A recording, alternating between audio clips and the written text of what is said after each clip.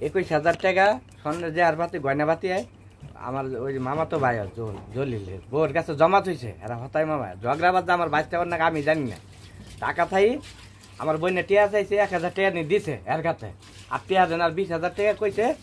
আমার নামে এমনি গুডুল দেখ ও আইলে ওর কাছে দিমু আমি আইছি টিয়া চাইছি যাই না ফালাম ভাই টাঙ্গে চাইছি কয় কি অহান না পরে পরে হ্যাঁ মরে গেলে টিয়া কিনবো আমি চিকিৎসা টিয়া নাই খানা পানি খাইতে পারে না কালকে আমার বইনে যা যায় শীতল খুল গেছি টিয়া চাইছে আমরা চাইছি সাপ না করে আমি হনুন ভাবি চললে মাংস কেটে কিন্তু টিয়া একদিন দৌড় রাখবো তারপরে আপনার সাপ না করে আপনার আছে কিছু মারার আগে যে আকালটা উল্টা থাকবে কিন্তু মানে আর চিকিৎসা করে খাওয়াই খারা দেখা খারা পরে আয় না গড়িয়া গেছে টাইম জিত দে আমার শরীর মুর গাম দিয়া আসমান জমিন মারি গেছে খুন মারি এমন করে না পরে মনে করেন আমি আর একটা শিকল দিয়া যে দায়নার টানি নিয়ে এটা আমার বই নামবা আমার বড় বই না শিকলটা বাড়ি দিছি আর একটা নাতি দিছি মাথায় নাতি নাকি এই ঘটনাটা মনে না আমি কইছি মানুষের কাছে টিয়া পয়সা ধরে তাজা করে আগে তারা দেয়। আমি মোহাম্মদ হাফিজুর রহমান শেরপুর জেলা বিএনপির সাবেক সদস্য এবং গাজীখামার ইউনিয়ন বিএনপির সাবেক সভাপতি। কালকে ভিডিওর মাধ্যমে যে ঘটনা জানতে পারি আমি ঘটনা না আসি বিষয়টা হলো এই পাগলি চিরকনি এবং পাগলির যে ভাই এরা পাগলি ওদের যে প্রতিপক্ষ আব্দুল জলিল ওদের কাছ থেকে এদের কিছুদিন ধরে এদের মামলা চিন্তার মাধ্যমে মামলা চলতেছে পূর্ব শত্রুতা আছে এবং এর ভাই বোন তাদের পূর্বের পাওনা টাকা আনতে গিয়েছিল যাওয়ার পরে যখন তারা টাকা অস্বীকার করার পরে ওর ভাইয়ে ওই বোনটাকে ওই যে রাগের মাথায় টেনে হিসড়ে নিয়ে আসে ওই কিন্তু সার্বিক মারধর করে আর কি ঘটনা এই ঘটনার যে ঘটনা ভিডিওটা ওই জলিলের মেয়ে তারাই করছে ভিডিওটা ধারণ করছে আর কি হ্যাঁ ওই একটা ফায়দা লোকের জন্য হ্যাঁ কইরা ভাইরাল করছে কিন্তু আসলেও খোঁজ নিতে আসলাম আমরা এই পক্ষ ওই পক্ষে আমরা জিজ্ঞাসাবাদ করি এবং জানতে পারি যে টাকা পাওনার একটা ব্যাপার আছে এবং ওর ভাই এবং বোন হ্যাঁ তারাই খোঁজখবর রাখে এবং পাগলি নিজেও স্বীকার করছে যে কালকে রাগের মাথায় কালকেই প্রথম তাকে মারধর করছে আর কি এর আগে করে নাই এবং আমরা একটু ওই পাগলি তাকে কিন্তু তার ভাই খোঁজখবর রাখে আর কি হ্যাঁ কিন্তু ওকে কাউকে ফাঁসানোর জন্য মনে আমরা যা দেখতে পেলাম কি কাউকে ফাঁসানোর জন্য কিন্তু এই মারধরটা হয় না আর কি এবং এটা আপনার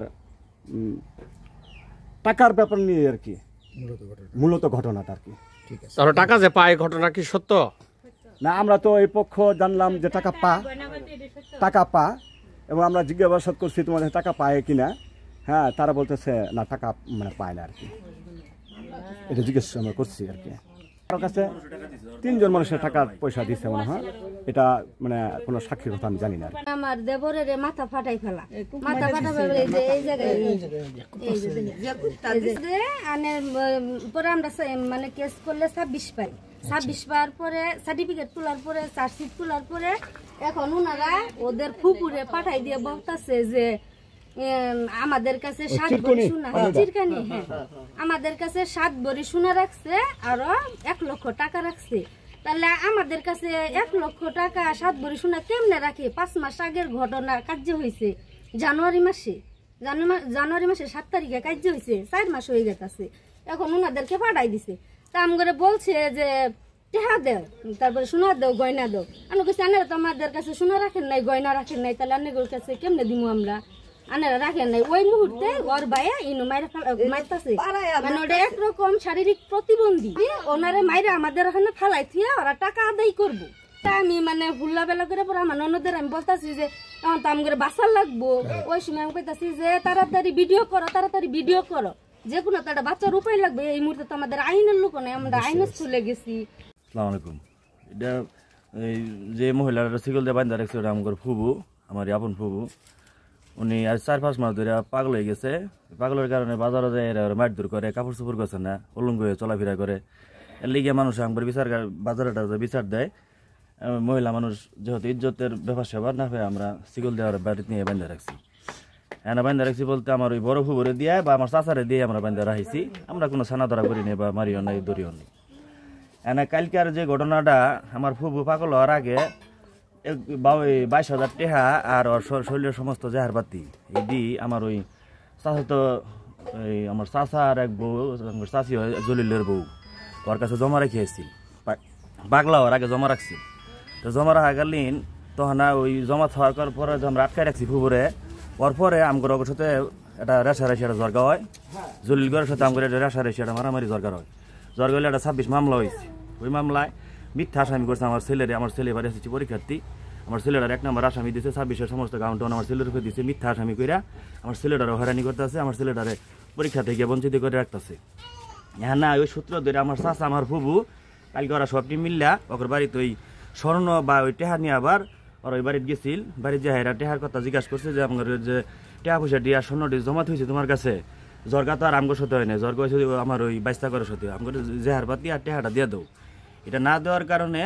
ওরা আর উল্টা ভাই আমার ফুবুরে মারধর করছে ধাক্কা বাড়ি থেকে যখন বাইকেরা দেয় তখন আমার চাচা রাগ পায় আমার ফুবুরে ওই থেকে শেষরায় নিয়ে আইছে শেষরায় নিয়ে যখন না তখন আমার চাচায় পাগলি রে লাইট থাইছে কি লাইছে নিয়ে রাগের মনের গুসায় মনের খুবে যে কোন কারণে ওই টেহা পয়সা বা জেহার পাতি ওর কাছে জমা রাখলি এটা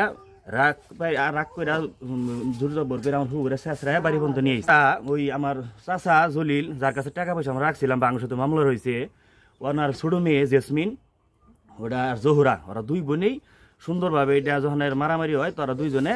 ওই আউলে থেকে এটা ভিডিও ধারণ করে এটা সঙ্গে সঙ্গে ছাড়িয়ে দিয়ে ভাইরাল করে এটা আমগরে এটা মাগনা এটা হয়রানি করার লিগিয়া এমনি আগেরই মামলা আছে আমার ছেলেটারে পরীক্ষা দিয়ে দিতেছে না এবারই এসেছি পরীক্ষার্থী আমরা আমগর জ্বালাই বাঁচতেছি না আমগর কিছু নাই